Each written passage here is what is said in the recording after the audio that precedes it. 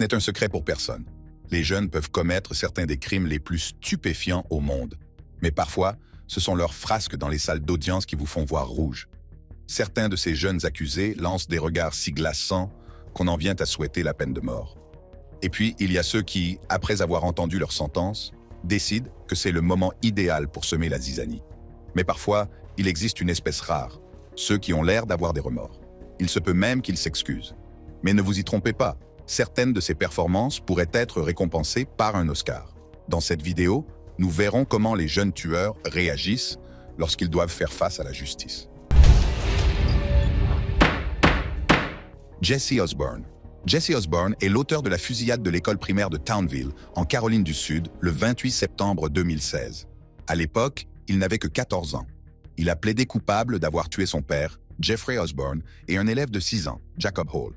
Il a également tenté de tuer 2 autres élèves et un enseignant dans la cour de récréation de l'école. Osborne a été condamné à la prison à vie, sans possibilité de libération conditionnelle.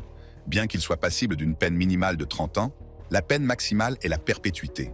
Il n'a pas pu être condamné à la peine de mort parce qu'il n'avait que 14 ans à l'époque et que la Cour suprême des États-Unis a statué que les personnes âgées de moins de 18 ans ne pouvaient pas être condamnées à mort.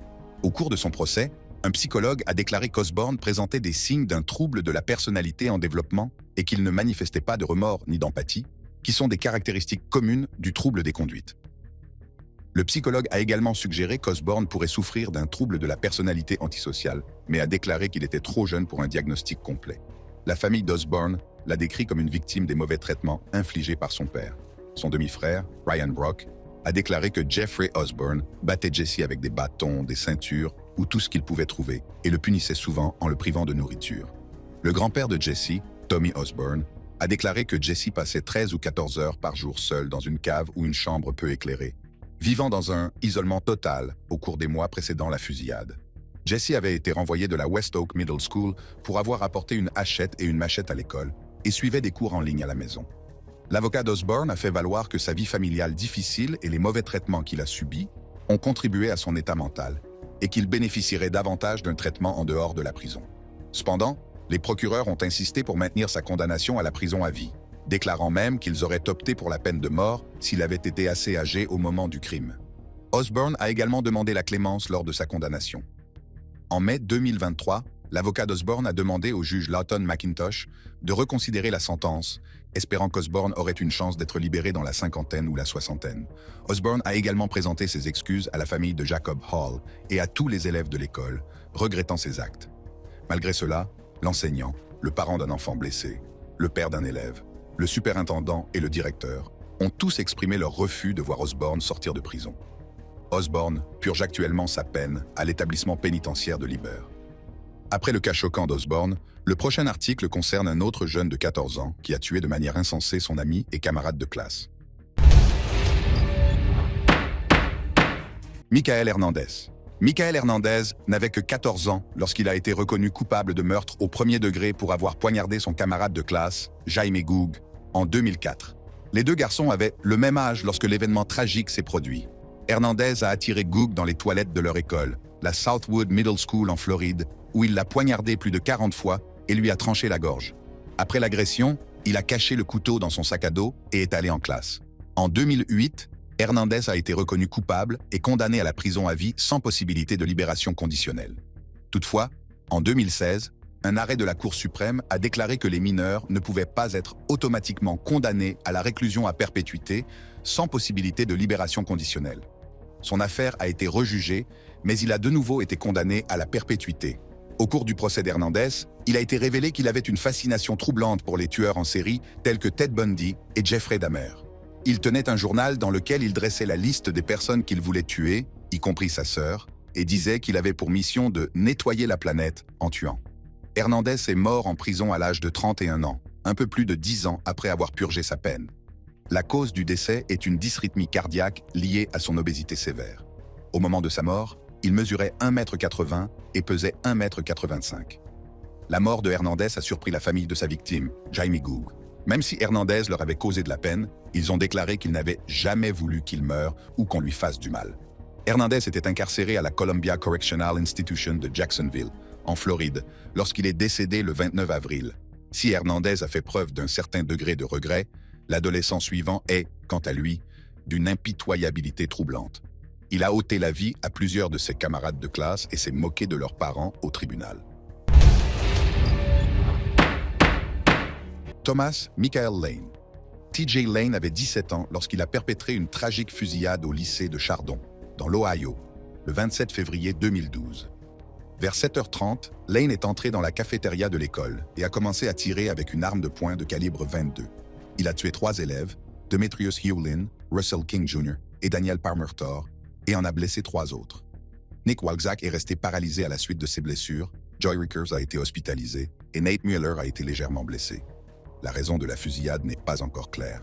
Certains rapports suggèrent que Lane avait un conflit personnel avec l'une des victimes, tandis que d'autres pensent qu'il a spécifiquement ciblé un étudiant et le groupe qui l'entourait. Des rumeurs non vérifiées font également état d'un avertissement concernant la fusillade sur Twitter. Lane a été arrêté près de sa voiture à l'extérieur de l'école et a d'abord été détenu en tant que mineur pendant que le tribunal décidait s'il devait être jugé comme un adulte. À l'issue d'une audience d'aptitude, un juge a décidé que Lane était apte à être jugé et il a été inculpé en tant qu'adulte. Il a plaidé coupable pour 3 chefs d'accusation de meurtre aggravé, 2 chefs d'accusation de tentative de meurtre aggravé et un chef d'accusation de coups et blessures. Le 19 mars 2013, Lane a été condamné à 3 peines consécutives d'emprisonnement à perpétuité sans possibilité de libération conditionnelle. Au cours de l'audience, Lane a choqué tout le monde en enlevant sa chemise pour dévoiler un t-shirt sur lequel était inscrit le mot « tueur ». Il a souri tout au long de l'audience et a insulté les familles des victimes en faisant des gestes obscènes et en tenant des propos offensants. Les actions de Lane au cours de l'audience ont choqué et mis en colère les personnes présentes. Il n'a pas expliqué pourquoi il avait commis ce crime et n'a manifesté aucun regret devant le tribunal. Après avoir été condamné, Lane a été envoyé à l'institution correctionnelle Allen à Lima, dans l'Ohio. Le 11 septembre 2014, il s'est évadé avec 2 autres prisonniers, mais tous 3 ont été rattrapés dans les 24 heures. Lane a été retrouvé caché dans les bois près de la prison et a été transféré dans une prison de sécurité super maximale à Youngstown, dans l'Ohio, où il a passé le reste de sa vie. La fusillade du lycée de Chardon a attiré l'attention du monde entier et les familles des victimes ont continué à réclamer des lois plus strictes sur les armes à feu et des peines plus sévères pour les auteurs de fusillades dans les écoles. L'entrée suivante concerne un adolescent aux convictions suprématistes blanches qui a assassiné de sang-froid 2 de ses propres colocataires. Devon Arthurs. Devon Arthur est un ancien membre du groupe néo-nazi Atomwaffen Division, âgé de 18 ans. Il est accusé d'avoir tué ses 2 colocataires, Andrew Oneshuk et Jeremy Himmelman, en mai 2017. Arthur a déclaré qu'il les avait abattus après qu'il se soit moqué de sa récente conversion à l'islam. Il s'est décrit comme un national-socialiste salafiste. Après son arrestation, Arthur a avoué les meurtres, mais a été jugé mentalement inapte à être jugé en raison de schizophrénie, de troubles bipolaires et d'autres problèmes de santé mentale. Il a passé plus d'1 an en traitement à l'hôpital de l'État de Floride. Malgré la poursuite du traitement, des experts ont confirmé en 2019 et 2020 qu'il restait inapte à être jugé en raison d'hallucinations et de délire. En mai 2023, Arthur a plaidé coupable de plusieurs chefs d'accusation de meurtre et d'enlèvement et a été condamné à 45 ans de prison. Lors de son interrogatoire, il a décrit la division Atomwaffen comme un dangereux groupe terroriste planifiant des attentats à la bombe et des attaques contre des civils, y compris des réseaux électriques et des synagogues. Arthur a affirmé avoir mis fin à ces attaques et s'est excusé lors de sa condamnation. L'entrée suivante concerne une jeune fille de 12 ans qui a participé à un crime horrible qui a entraîné la mort de ses parents et de ses frères et sœurs. Jasmine Richardson. En avril 2006, la famille Richardson de Medicine Hat, Alberta, Canada, a été tragiquement assassinée par leur fille de 12 ans, Jasmine Richardson, et son petit ami de 23 ans, Jeremy Steinke. Le 23 avril, les corps des parents de Jasmine, Mark et Debra Richardson ont été retrouvés dans leur sous-sol et son frère de 8 ans, Tyler, a été retrouvé à l'étage. On a d'abord cru que Jasmine avait disparu, mais elle a ensuite été arrêtée avec Steinke. Tous 2 ont été inculpés de meurtre au 1er degré. Les parents de Jasmine l'avaient privée de sortie avec Steinke en raison de la différence d'âge. Steinke, qui avait un passé violent et prétendait être un loup-garou vieux de 300 ans, a rencontré Jasmine lors d'un concert de punk, et ils ont souvent discuté sur des sites web tels que Vampire Freaks. La nuit des meurtres, Steinke est entré dans la maison avec un couteau, il a attaqué Debra dans la cave, et lorsque Mark a essayé de l'aider, Steinke l'a également tué. Jasmine et Steinke se rendent ensuite dans la chambre de son frère Tyler. Malgré les supplications de ce dernier, ils décident de le tuer, Jasmine le poignardant et Steinke lui tranchant la gorge. Tous deux ont été arrêtés et inculpés. Jasmine, étant mineure, a été condamnée à 10 ans de prison, dont un séjour en institution psychiatrique. C'est la peine maximale pour son âge. Sa peine a pris fin en 2016 et elle vit désormais tranquillement. Steinke a été condamné à 3 peines de prison à vie pour ses meurtres et pourra bénéficier d'une libération conditionnelle au bout de 25 ans. De 3 ans l'aîné de Jasmine, cette entrée a également commis l'impensable, tuer ses propres parents et ses frères et sœurs. Nehemiah Griego. Dans la nuit du 18 janvier 2013 à South Valley, au Nouveau-Mexique, Nehemiah Griego, 15 ans, a tué par balle ses parents et ses 3 jeunes frères et sœurs. Le père de Nehemiah, Greg Griego, était un ancien pasteur et aumônier. Sa mère, Sarah, enseignait à domicile et participait au ministère de leur église. La famille comptait 10 enfants, et Nehemiah était l'un des plus jeunes. Ce soir-là, Néhémie et sa mère se disputent et elle l'envoie se coucher en colère. Vers minuit, Néhémie prend le fusil de son père, tire sur sa mère endormie, puis tue son jeune frère, Zéphanie, qui s'était réveillé. Il se rend ensuite dans la chambre de ses sœurs et les tue toutes les deux. Ensuite, il a attendu que son père rentre à la maison et l'a abattu à son tour. Dans un premier temps, Nehemiah a menti aux autres, affirmant que ses parents étaient morts dans un accident de voiture, mais il a ensuite admis les meurtres. Il a été arrêté et inculpé de 2 chefs d'accusation pour meurtre et de 3 chefs d'accusation pour maltraitance d'enfants ayant entraîné la mort. Bien qu'il ait d'abord plaidé l'aliénation mentale, il a ensuite plaidé coupable. En 2019, la juge Alyssa Hart a estimé que Nehemiah, âgé de 22 ans, n'était pas apte à la réinsertion et l'a condamné à la prison à vie pour la mort de ses frères et sœurs et de ses parents. Il devra purger une peine de 30 ans avant de pouvoir bénéficier d'une libération conditionnelle. L'affaire a suscité la controverse, certains membres de la famille estimant qu'il devrait être condamné en tant que mineur, tandis que d'autres plaidaient pour l'emprisonnement à vie. En juin 2022, la Cour suprême du Nouveau-Mexique a confirmé sa condamnation à perpétuité, rejetant les arguments selon lesquels elle était inconstitutionnelle. La tante de Nehemiah, Regina Griego, a écrit un livre intitulé « Sins of the System », dans lequel elle expose son point de vue sur le système de justice pour mineurs et sur la vie avant la tragédie. Cependant, Nehemiah reste en prison. À l'instar de Néhémie, l'entrée suivante présente un jeune homme de 15 ans qui s'est retourné contre sa propre famille, assassinant ses parents et ses frères et sœurs. Nicholas Wagoner Browning. Le 1er février 2008, Nicholas Wagoner Browning, 15 ans, a tragiquement tué sa famille, ses parents, John et Tamara Browning, et ses 2 jeunes frères, Gregory et Benjamin. Browning était un élève brillant, un boy scout et un athlète au lycée d'Ulanay, où il jouait au golf et à la crosse. Il travaillait également pour devenir un Eagle Scout et avait construit un jardin de prière dans son église. Le soir des meurtres, Browning se trouvait chez un ami, mais il est parti au milieu de la nuit pour rentrer chez lui. Une fois sa famille couchée, il a utilisé l'arme de son père pour les abattre. Il a avoué le crime 2 jours plus tard et a été inculpé de 4 chefs d'accusation de meurtre au 1er degré. Sa libération sous caution a été refusée lors d'une audience le même jour. Nicolas a affirmé que son père l'avait maltraité, mais les procureurs ont soutenu qu'il avait tué ses parents parce qu'il ne voulait pas qu'il le contrôle et qu'il avait tué ses frères pour éviter de partager son héritage. Nicolas a également tenu des propos similaires lors de l'interrogatoire. Sa famille, y compris son grand-père, a demandé la clémence du tribunal, affirmant qu'il avait été maltraité mentalement et physiquement. Dans le cadre d'un accord avec les procureurs, Nicolas a plaidé coupable de 4 chefs d'accusation de meurtre au 1er degré en janvier 2009 et a été condamné à 4 peines d'emprisonnement à perpétuité. 2 de ces peines seront purgées consécutivement. Il pourrait bénéficier d'une libération conditionnelle en 2031 après avoir purgé une peine de 23 ans pour bonne conduite. Nicolas est actuellement détenu à la Western Correctional Institution dans le Maryland et s'est vu refuser une réduction de peine en 2014. Les meurtres de la famille Browning ont fait l'objet d'un documentaire de l'émission Killer Kids intitulé « Spoiled, Rotten and Bad Dream ». L'entrée suivante avait juste 1 an de plus que Nehemiah et Browning lorsqu'il a assassiné son ami et ses parents. Alec Crider. Le 12 mai 2007, Alec Devon Crider, 16 ans, a tué son ami et camarade de classe Kevin Haynes, ainsi que les parents de Kevin, Thomas et Lisa Haynes à leur domicile. Crider est entré dans la maison sans forcer et a d'abord attaqué Thomas et Lisa pendant qu'ils dormaient, poignardant mortellement Thomas et blessant grièvement Lisa. Il s'est ensuite rendu dans la chambre de Kevin, où ils se sont battus avant que Crider ne poignarde Kevin à mort. Il est ensuite retourné voir Lisa et lui a tranché la gorge, la tuant. Crider a quitté les lieux avant l'arrivée de la police, laissant derrière lui des empreintes de pas ensanglantées. La fille des Haines, Maggie, s'est réveillée au milieu de la nuit, après avoir entendu un bruit et remarqué une odeur de sang. Elle a couru chercher de l'aide chez un voisin, qui a appelé le 911. Crider a été arrêté le 16 juin 2007, un mois après les meurtres, et inculpé de 3 chefs d'accusation de meurtre au premier degré. Il a plaidé coupable et a été condamné à 3 peines de prison à vie, sans possibilité de libération conditionnelle, le 17 juin 2008. La raison exacte des meurtres n'est pas claire, mais les enquêteurs ont trouvé un extrait de journal dans lequel Crider exprimait sa haine envers les gens heureux et parlait de son envie de tuer.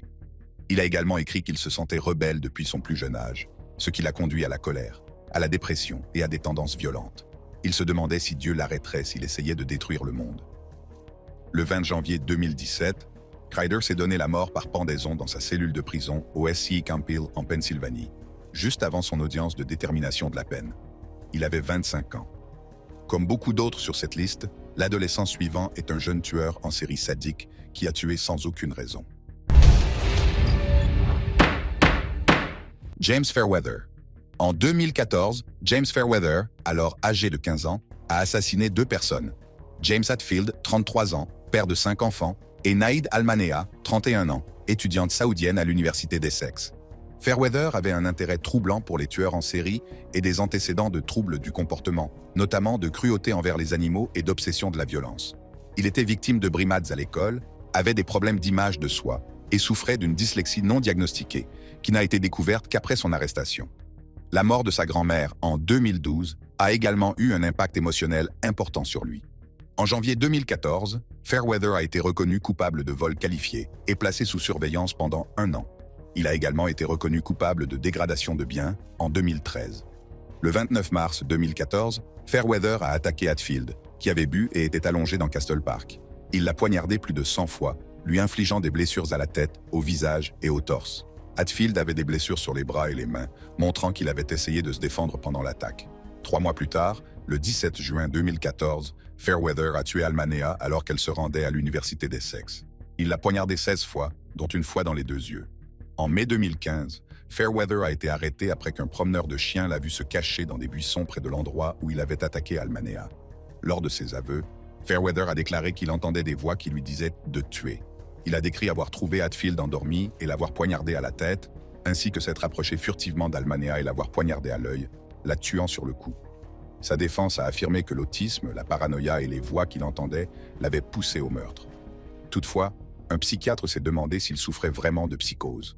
En janvier 2016, Fairweather a reconnu l'homicide involontaire, invoquant une responsabilité diminuée, mais a nié les accusations de meurtre et de port d'armes. Toutefois, le service des poursuites de la Couronne a rejeté son plaidoyer et a maintenu les accusations de meurtre. En avril 2016, Fairweather a été reconnu coupable des 2 meurtres et condamné à la prison à vie, avec un minimum de 27 ans. Il était âgé de 17 ans au moment de sa condamnation. L'entrée suivante a coûté la vie à ses parents dans une réaction violente à leur tentative de lui faire suivre un traitement pour son problème de drogue. Tyler Hadley. Le 16 juillet 2011, Tyler Hadley, 17 ans, a assassiné ses parents, Blake et Mary Jo Hadley. Adolescent, Tyler a commencé à sécher les cours et à consommer des drogues. Il avait des antécédents criminels, notamment des incendies criminels, des vols et des coups et blessures. En 2010, il a blessé un enfant en conduisant la voiture de son père, ce qui a donné lieu à un procès de 15 000 $. Tyler avait participé à un programme de désintoxication ambulatoire, mais cela n'avait pas fonctionné, et ses parents envisagèrent de l'envoyer dans un programme de désintoxication interne. C'est ce qui a motivé les meurtres, car Tyler ne voulait pas y aller. Quelques semaines avant les meurtres, Tyler a dit à un ami qu'il voulait organiser une grande fête après avoir tué ses parents, pensant que cela n'avait jamais été fait auparavant. Le jour des meurtres, Tyler a pris de l'ecstasy, a caché le chien de la famille et a attaqué sa mère avec un marteau alors qu'elle était sur l'ordinateur. Lorsque son père est venu vérifier les bruits, Tyler l'a également tué. Après avoir nettoyé pendant 3 heures, Tyler a invité des gens à une fête en utilisant les cartes de crédit de ses parents pour la payer. Une 60aine de personnes étaient présentes et certaines ont remarqué une odeur étrange. Tyler a raconté à quelques personnes présentes ce qu'il avait fait. Un ami a vu les corps mais est resté à la fête pendant des heures avant d'appeler la police. Tyler a été arrêté le lendemain matin. Tyler a plaidé non coupable pour 2 chefs d'accusation de meurtre au premier degré. Comme il était mineur, il ne pouvait pas être condamné à la peine de mort. En 2014, il a été condamné à 2 peines de prison à perpétuité sans possibilité de libération conditionnelle. En attendant sa condamnation, il signait des autographes pour d'autres détenus et se faisait appeler Hammer Boy. En 2016, sa condamnation a été annulée en raison de changements dans la manière dont les meurtriers juvéniles sont condamnés. En 2018, il a été condamné à nouveau à la prison à vie, avec un réexamen prévu au bout de 25 ans. À ce moment-là, un juge décidera si sa peine doit être réduite en fonction de son comportement en prison. La prochaine entrée est un autre tueur sans cervelle qui a fait des ravages en Floride en 2013. Conrad Schaeffer. Conrad Schaeffer n'était qu'un adolescent de Floride lorsqu'il a été condamné pour la mort de 2 hommes lors d'une série de crimes en 2013. Il n'avait que 15 ans au moment des faits. Les dossiers judiciaires montrent que Schaeffer se trouvait dans une voiture lorsqu'il a abattu David Guerrero, 17 ans, qui rentrait chez lui après son travail. Plus tard, Schaeffer a participé à une violente violation de domicile, au cours de laquelle Eric Roupnarin, 22 ans, a été brutalement attaqué et tué. Schaeffer a plaidé coupable pour les 2 meurtres et a été condamné à 2 peines de prison à vie. Il aura toutefois la possibilité de bénéficier d'une libération conditionnelle après avoir purgé 25 ans de sa peine. Le père de Schaeffer, Lothar, a été condamné à 4 mois de prison et à 2 ans de mise à l'épreuve pour avoir donné à son fils l'arme utilisée lors d'une série de fusillades. Ces crimes ont été commis au cours d'une série de fusillades qui a duré 2 semaines et qui a semé la terreur dans le comté d'Osceola. Schaeffer et 3 autres complices ont été arrêtés en juillet 2013 et accusés des meurtres de Guerrero et Roupnarin, ainsi que de plusieurs fusillades en voiture à Kissimmee. Les amis de Schaeffer, Johann Sebastian Muriel, Victoria Rios et David Damus, étaient également impliqués. Muriel a plaidé coupable et a écopé de 10 ans de prison, tandis que Damus a été condamné à la perpétuité pour le meurtre de Roupnarin. Rios attend toujours son procès. L'adolescent suivant, âgé d'à peine 1 an de plus que Schaeffer, a tué plusieurs personnes simplement parce qu'elles étaient noires. Peyton Gendron. Peyton Gendron a commis une fusillade le 14 mai 2022 dans un supermarché de Buffalo, dans l'État de New York. Il avait 18 ans à l'époque. L'attaque visait les Afro-Américains, tuant 10 personnes et en blessant 3 autres. Gendron est arrivé armé d'un fusil illégalement modifié et a diffusé l'événement en direct. Il a d'abord abattu 4 personnes sur le parking, puis est entré dans le magasin, abattant d'autres personnes. Malgré les efforts d'un agent de sécurité armé, le gilet pare-balles de Gendron l'a protégé et l'agent a été tué. Au cours de l'attaque, Gendron a proféré des insultes raciales. Certains employés et clients ont réussi à se cacher dans une salle de repos et un refroidisseur de lait pendant que Gendron continuait à tirer. À 14h36, il a été confronté à la police et s'est rendu. Gendron a été inculpé de plusieurs chefs d'accusation, dont meurtre, terrorisme et crimes de haine, et a plaidé coupable par la suite. En 2023, il a été condamné à 11 peines de prison à perpétuité, sans possibilité de libération conditionnelle. Les actes de Gendron étaient motivés par des croyances suprématistes blanches et par le désir de commettre des actes de violence politique. Il avait fait l'objet d'une enquête en 2021 pour une déclaration menaçante dans son lycée, mais n'avait pas été inculpé. Ses écrits faisaient référence à d'autres meurtriers de masse et il utilisait des insultes racistes sur son arme. Le ministère américain de la Justice a depuis lors requis la peine de mort, invoquant son intention de maximiser le nombre de victimes noires et la préméditation dont il a fait preuve. Le procès fédéral de Gendron est prévu pour septembre 2025. Chacune de ces attaques laisse une question. Quels crimes odieux ces adolescents ont-ils pu commettre pour que les parents se déchaînent avec violence dans la salle d'audience? Nous ne tarderons pas à le savoir. TJ Lane. Pour certains, une agression est un assaut de poing. Mais pour d'autres, comme Thomas Lane III, les parents de ces victimes n'ont pas eu besoin de poing. Leurs mots ont été suffisamment cinglants pour faire le travail. Notre première affaire se déroule au tribunal du comté de Geauga, dans l'Ohio, où ce jeune tueur sans remords est sur le point d'affronter la colère et les mots brutaux de 3 parents en deuil. Plus connu sous le nom de TJ Lane, Lane semble à première vue être un adolescent normal et dégingandé qui est en 2e année à l'école Lake Academy Alternative School. Avant de commettre le crime qui allait le propulser dans l'infamie, Lane était un adolescent perturbé qui avait dû être renvoyé de la Chardon High School à la Lake Academy Alternative School. Cette dernière, également connue sous le nom de Lake County Educational Service Center, accueille des élèves qui y sont envoyés par les écoles publiques de la région en raison de leurs besoins scolaires ou comportementaux. Selon les élèves du lycée de Chardon, Lane avait une rivalité personnelle avec Russell King, qui deviendrait plus tard l'une de ses victimes. Si certains affirment que cette rivalité était due au fait que Russell avait commencé à sortir avec l'ex-petite amie de Lane, il n'en reste pas moins que les deux avaient des problèmes, et que Lane s'était même mis à l'haltérophilie après que King ait menacé de le frapper. Pourtant, personne ne s'attendait à ce que cette rivalité se transforme en quelque chose de plus sinistre, une fois qu'elle se terminerait non pas par un, mais par 3 meurtres au cœur froid. Le matin du 27 février 2012, Lane, vêtu d'un sweatshirt portant le mot « Killer », s'est rendu à la cafétéria de l'école armé d'un pistolet de calibre 22. Dès qu'il est entré, il a ouvert le feu sur les élèves et a dû être plaqué par un professeur de l'école et un entraîneur avant de cesser de tirer. Malheureusement, il était trop tard. Russell King, Daniel Parmertor et Demetrius Hewlin ont été abattus et 2 autres élèves ont été gravement blessés. Lane a été arrêté et inculpé de meurtre aggravé, de tentative de meurtre aggravé et d'agression criminelle. Lors de son procès, Lane n'a montré aucun remords, jusqu'à sa condamnation. En fait, le jour de l'audience de détermination de la peine, il est entré dans la salle d'audience et a rapidement déboutonné sa chemise pour en révéler une autre sur laquelle étaient inscrits les mots « Killer », une réplique de ceux qu'il portait le jour de la fusillade. Même les attaques verbales des parents de ses victimes n'ont pas réussi à lui arracher une émotion sympathique. Alors que les mots lui sont adressés, Lane reste assis avec un sourire en coin. Aussi brutales que soient ses paroles, aucune ne suffit à briser son apparence de bravade. Il souhaitait tous qu'il reste en prison pour le reste de sa vie. On peut dire que leurs vœux ont été exaucés. Finalement, TJ Lane a été condamné à 3 peines de prison à vie consécutive sans possibilité de libération conditionnelle. Frank DeLeon Jr. TJ Lane n'a peut-être reçu que des mots cinglants. Mais pour Frank DeLeon Jr., âgé de 19 ans, la famille des victimes n'avait pas de mots à épargner. Ceux-ci ont été laissés aux avocats et aux jurés. Alors que DeLeon attendait sa condamnation au tribunal de district du comté de Harris, il était sur le point d'obtenir une justice beaucoup plus rapide et définitivement brutale dans la salle d'audience. Le 11 janvier 2022, Diamond Alvarez, 15 ans, a quitté son domicile avec son chien pour rencontrer Frank DeLeon, son petit ami de l'époque. Selon les rapports, Diamond avait décidé de rencontrer DeLeon dans un parc voisin pour le confronter. Elle venait de découvrir qu'il la trompait et qu'il avait même une autre relation.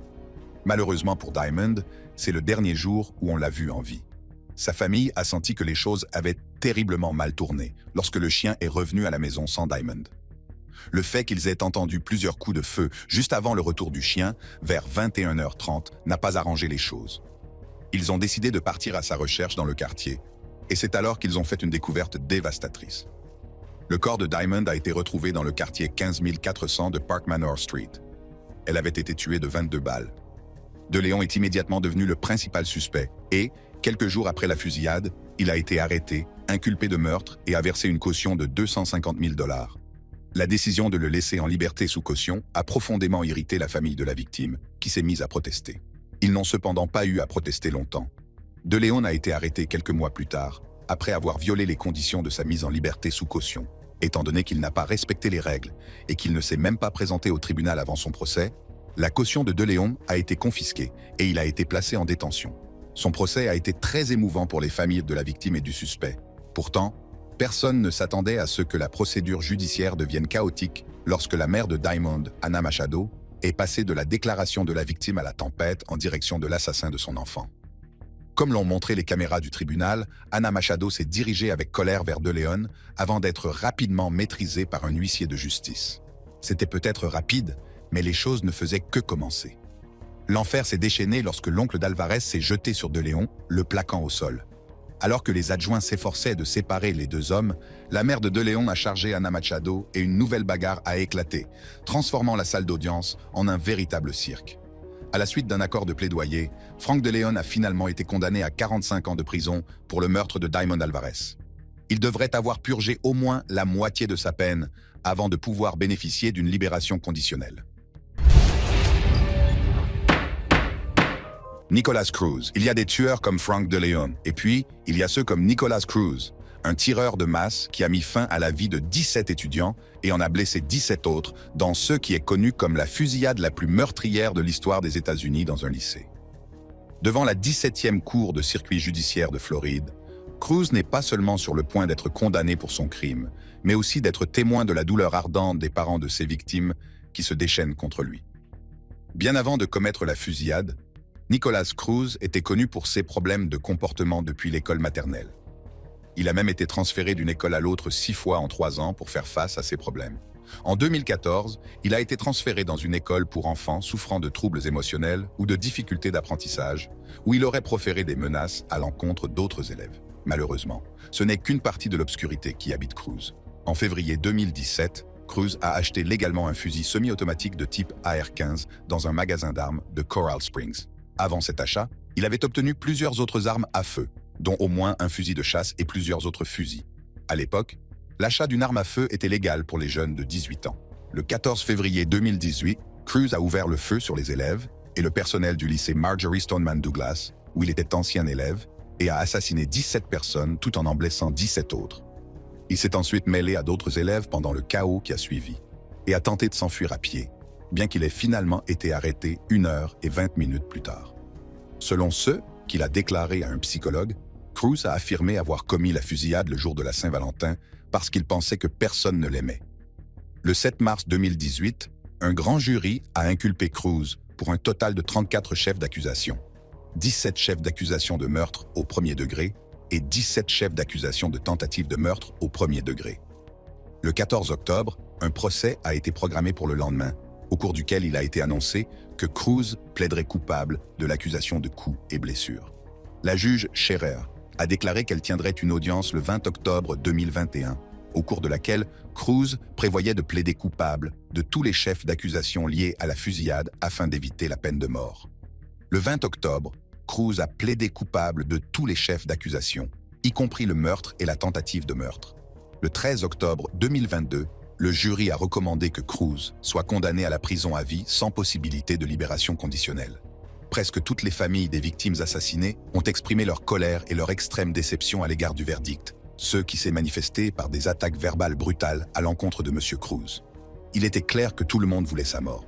Leur douleur était évidente à chaque mot qu'il prononçait. En fait, il n'y a eu aucune limite aux mots durs lancés à l'encontre de Cruz. Le 2 novembre 2022, Cruz a été condamné à 34 peines de prison, à vie consécutive, sans possibilité de libération conditionnelle. Une pour le nombre total de victimes assassinées et blessées par Cruz. Ethan Crumbley. Comme Nicolas Cruz, Ethan Crumbley, 15 ans, a brutalement mis fin à la vie de 4 élèves lors d'une fusillade dans une école qui a secoué l'État du Michigan et le pays. Alors que Cruz a peut-être tué parce qu'il ne se sentait pas aimé, Crumbley a assassiné ses victimes sans motif clair. Rendez-vous au tribunal du comté d'Oakland, où ce jeune tueur est sur le point de faire face à la justice, ainsi qu'à l'attaque des parents de ses victimes, qui attendent tous d'obtenir une part de sa chair. Avant la fusillade, Ethan montrait des signes de dépression qui ont commencé lorsque son seul ami a quitté le Michigan à la fin du mois d'octobre 2021. Selon les procureurs, le chien de la famille est mort au même moment, ce qui a plongé le jeune adolescent dans la dépression. En mars 2021, Ethan avait déjà commencé à envoyer à sa mère des textos inquiétants sur son état d'esprit, faisant état de démons et de fantômes à l'intérieur de la maison. Il s'est également filmé en train de torturer des animaux, de fabriquer des cocktails Molotov, et s'est même imaginé en train de commettre une fusillade dans une école, un acte qu'il avait évoqué en plaisantant avec un ami par le biais d'un message texte. Il a même été rapporté qu'il aurait gardé la tête d'un bébé oiseau dans un bocal, qu'il a ensuite placé dans les toilettes de l'école. Un jour, un enseignant a trouvé un dessin violent sur le bureau de Crumbley. Il s'agissait d'un dessin représentant un pistolet semi-automatique pointé sur les mots suivants. « Les pensées ne s'arrêtent pas. Aidez-moi. » Dans une autre partie de la note de dessin, il y avait le dessin d'une balle, avec les mots suivants au-dessus de la balle. « Du sang partout. » Entre le dessin de l'arme et de la balle, se trouvait le dessin d'une personne qui semblait avoir reçu 2 balles et qui saignait. En dessous de cette figure se trouvait un dessin d'un emoji rieur. Plus bas dans le dessin, on pouvait lire « Ma vie est inutile » et à droite « Le monde est mort ». Malgré ces signes bizarres et carrément inquiétants, les parents d'Ethan n'ont jamais cherché à faire suivre une thérapie à leur fils. Malheureusement, cela aurait des conséquences dévastatrices. Le 30 novembre 2021, Ethan, armé d'un pistolet semi-automatique, s'est rendu au lycée d'Oxford, où il était scolarisé, et a commencé à tirer sur les élèves. Lorsque les élèves ont commencé à s'enfuir, il a méthodiquement et délibérément parcouru le couloir et tiré dans les salles de classe et sur toute personne incapable de s'enfuir jusqu'à ce qu'il se dirige vers une autre salle de classe. En raison de la réaction rapide des élèves et du personnel, Crumbley n'a pu pénétrer dans aucune des salles de classe. 3 élèves ont été tués sur place et 8 autres personnes, dont un enseignant, ont été blessées. Un 4e élève est décédé à l'hôpital des suites de ses blessures. Le 1er décembre 2021, Il a été accusé de terrorisme, d'avoir causé la mort, de meurtre au premier degré, d'agression avec intention de meurtre et de possession d'une arme à feu lors de la commission d'un crime, avec la possibilité d'ajouter d'autres accusations au fur et à mesure que l'enquête se poursuit. Le 24 octobre 2022, Crumbley a plaidé coupable pour tous les chefs d'accusation et a retiré son intention d'invoquer l'aliénation mentale. Il a également admis, lors de l'interrogatoire de ce jour-là, que son propre argent avait été utilisé pour acheter l'arme et a affirmé que l'arme n'avait pas été mise sous clé le jour de la fusillade. Le 9 décembre 2023, Crumbley devait être condamné. Les parents de ses victimes l'ont d'abord laissé s'exprimer avant que le juge ne rende son verdict. Chaque mot prononcé témoigne de la douleur que chaque parent a dû supporter à cause des actions de Crumbley. Ils lui ont souhaité le pire en prison. Il a finalement été condamné à la prison à vie sans possibilité de libération conditionnelle. Peyton Gendron. Comme les deux derniers accusés de cette liste, Peyton Gendron, 18 ans, a refusé de vivre comme n'importe quel adolescent normal et a choisi la sombre étreinte de la suprématie blanche. Le résultat? La mort horrible par balle de 10 Afro-Américains. Lors d'une comparution devant le tribunal, Peyton a dû faire face à un châtiment rapide de la part d'un membre de la famille d'une victime qui n'a pas pu se retenir. Prenez place au tribunal du comté d'Erie, à Buffalo, dans l'État de New York, où se déroule ce moment dramatique. Peyton Gendron était un adolescent blanc ordinaire de 18 ans que beaucoup de ceux qui le connaissaient qualifièrent de calme. Même s'il avait des comportements étranges, comme le fait d'assister rarement aux cours ou de porter une combinaison de protection en classe, il ne représentait pas une menace pour qui que ce soit. Ce que la plupart d'entre eux ignoraient, c'est que Gendron était un suprémaciste blanc avoué qui pensait que toutes les autres races étaient inférieures.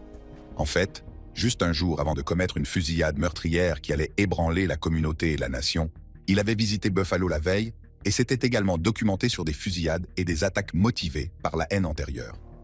Un ami d'enfance a également indiqué que la veille de la fusillade, Gendron s'était rendu chez lui et avait laissé 5 boîtes de munitions. Il a affirmé qu'il avait besoin de laisser les munitions parce qu'il était en train de réaménager sa propre maison et qu'il les récupérerait plus tard. En juin 2021, Gendron avait fait l'objet d'une enquête pour avoir menacé d'autres élèves de son lycée. Un enseignant lui avait demandé quels étaient ses projets après l'année scolaire. Ce à quoi Gendron avait répondu « Je veux assassiner et me suicider ». Gendron avait alors répondu « Je veux tuer et me suicider ».